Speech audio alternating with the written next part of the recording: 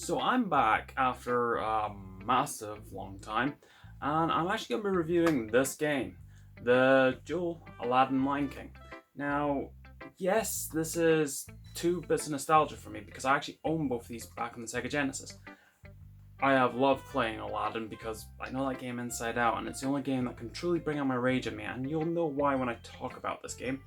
But The Lion King is one of the ones that are quite divisive, mainly because you have people who absolutely love it, who could beat it, and then you got me who can and I rage at it because the second level's so damn hard. These were released not only because, well, it's anniversaries, but also there's many more things to be added. For example, 1080p, multiple versions, a watch, you can skip to any part of the game and jump in there, which, by the way, awesome. Museum mode and a soundtrack. There's also achievements, but they don't really try and tell you about that. Anyway, we're about to have a look into this game and see is it any worth actually picking up for the price it was. Let's stick around and see what happens. Memory card.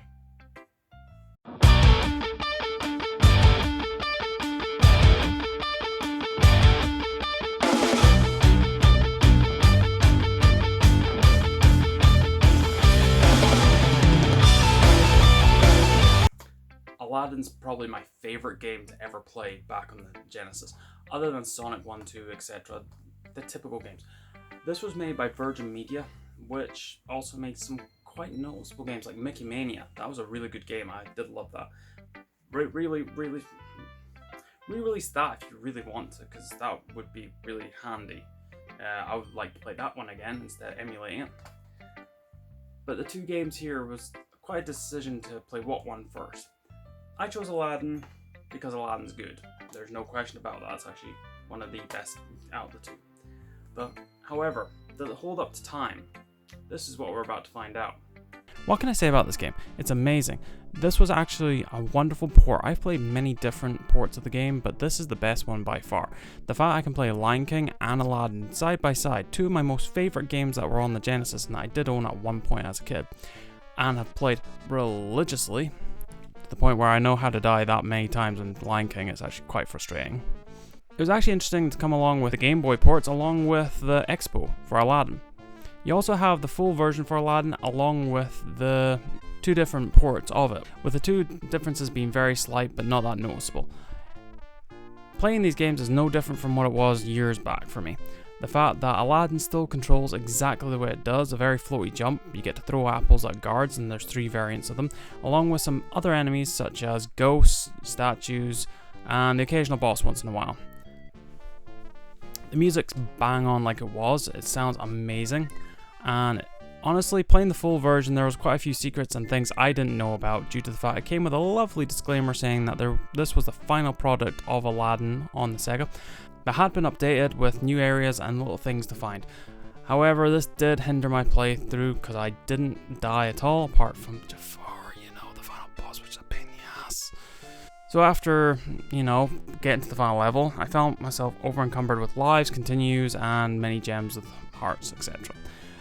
It's not a bad thing, but even on the difficult mode, I found this to be a wee bit too easy. So I went back to the original Sega port of Aladdin, where I got to actually have the challenge of trying to do it with X amount of lives, but once again, due to the fact I played it religiously as a kid and still don't quite have an opinion upon certain levels, such as, the escape or the carpet ride being ludicrously difficult. And I mean notoriously difficult, where a long time ago I so badly raged and made one of my friends scared of how angry I got about it. Due to the fact it has difficulties with jumping, some jumps don't make it, your jump arc's actually hindered, and the best part of it all, even your movement will be hindered if you're hit by the slightest bit of flame, that you will drop instantaneously like your Mega Man jumping over a hole. Or that one level of Mega Man 1 where the platforms just instantly kill you because you didn't jump in time. This one. Now, I'm not against difficult games by far, but I still love Aladdin, and it always holds a firm part in my heart due to the fact, it's not a difficult game. It plays the plot of the film very well. Okay, it may have one or two levels which are nowhere to be seen in the whole entire movie, but these are still lovely. The music's great, there's hidden things to do, and even running into the same 3 enemies because they're placed in several different locations with wonderful background music and some nice wee hints and Easter eggs. For example, Mickey's ears in desert. You know, these kind of things makes the game so much better for me to play and have fun with. So I don't feel bored of each enemy because each enemy takes a different attack pattern. For example, one of them takes apples, one of them takes apples and a slash, one of them just takes slashes, you know? Then you get the one throwing the daggers and then you gotta be all over the place with that one.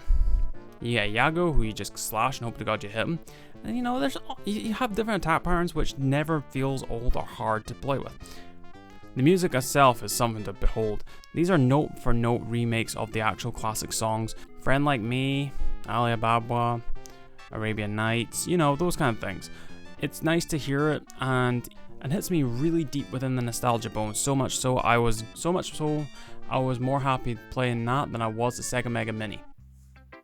Okay, I've kissed Aladdin's ass way too much.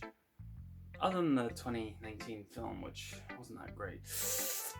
I think we can all understand I love the Aladdin Genesis game. But let's look at its counterpart. Let's see, did I like the Lion King as much? Since I'm older and now understand how to play games, and it shouldn't be that difficult, right? However, with every good there has to be a bit of bad. Unfortunately, Lion King's the bad. Now, don't get me wrong, I still like this game. Like is a very optional word I'm using for it. Like is a very chosen word for it. I mean, it's not as if I hate. Oh my god, I'm sorry, I'm not pretending anymore. I absolutely hate Lion King. I really do. It's so damn difficult. It's so damn confusing. Its difficulty spikes supremely high within the first level. When you hit the second level, God forbid if you're not ready to get your shit rocked. I never once hated a level until then, and even my little 7-year-old brain couldn't figure out why I hated that game so much until, well, you know, second level. Now, I know I'm going on about the second level, but honestly, when you get to the third level, it's a goddamn nightmare. Each level, like I said, spikes in difficulty. Wait till you get to Hakuna Matata, going up that waterfall. If someone knows a pattern which goes up there, please tell me, because I found that so damn difficult. So much so that one of the actual things this game includes for both the ports of Aladdin and Lion King, which is a rewind, pause, save feature. You know, these things that you find in most collections these days. I had to cheat to get up the waterfall, beat Scar, you know, get through the whole entire entity of Lion King. But it doesn't hinder your progress of achievements. That's nice. Apparently there's achievements in this game. Yep, there's achievements. I hate this game. Now, I like the music. Don't get me wrong, I like the music. I like the enemy design. The hyenas are bang on to the point where I was like, oh my god, this is like near enough drawn from the movie. Simba looks bang on, you know. You have a roar meter, you have a life meter, and that's it. You have a swipe and a roar. The roar doesn't come anywhere useful until later. It does paralyze enemies, but the roar can do something else later on, but God knows, I think it still paralyzes enemies. I didn't really use it when you become adult Simba, because you have swipe, slash, and tackle throw. Or throw, whichever one you want to really do. Yeah, these are difficult movement sets as well, due to the fact that it's trying to emulate itself too closely to the movies. Once again, I'm not saying that this is a bad game at all. It's a really difficult game, and if you have played this religiously and can beat it no bother, that's fine. That's fine. I can't. Without a rewind button, a save button, and actual guide once in a while. I actually had to look how to do the throw because the game doesn't quite explain how to do the throw, and there's no in tutorials how to throw something. There's no dialogue, there's nothing. It just expects you to get on with it like it does from step 1. You know, Pride Rock step 1. It tries going, hey, guess what? You're Simba. Have fun. There are some really interesting levels. For example, the Stampede. That's a really good level. It reminds me of Mickey Mania, where, you know, it had similar levels, but were cooler. But the music, my god, let me tell you. Just have a second of this music. Tell me it doesn't remember the film. Now, would it have been nicer that, you know, the addition things like bonus stages would have been better? Kind of. The bonus stages are supremely unfair. Like I said, without the rewind button, these bonus stages can last anywhere within a second to half a second, giving the player no chance to even understand what's going on or how they failed. Oh wow, I actually ran dry. Well, that's all I can say about this game. I mean, overall, it's not a bad game. If you like Lion King, it's going to be good. I like Lion King the movie, and I might like the sequels. Overall, if you really want to play a really great port of two great Disney Sega games, and great strain for Lion King for me. Overall, if you really want to play it, go pick it up. It's well worth the money. I don't know why I fooled myself that The Lion King was actually going to be any better after all these years. It's not a flawed game by any means. It is a game. As you can sort of see, it's quite a fun-loving one. You know, it does follow to the plot as much as it can do. But it is insanely difficult compared to Aladdin. Aladdin's a walk in the park. Lion King's really damn hard. And don't you get me started on the bonus version of it because it's unplayable. There is additional things with these games. The Aladdin Expo demo, which is actually pretty good until you get to the second level, because the first one plays out more or less what it does originally, with a few changes here and there from the Arabian market, until you get to Genie's Lamp, and then that is make your way any way you can to the top. It has some really interesting concepts, but overall, I'm glad most of this got cut, due to the fact it's already a great level, what we have in the final product. I'm glad some of these concepts were reworked and changed to being whatever the hell they are now.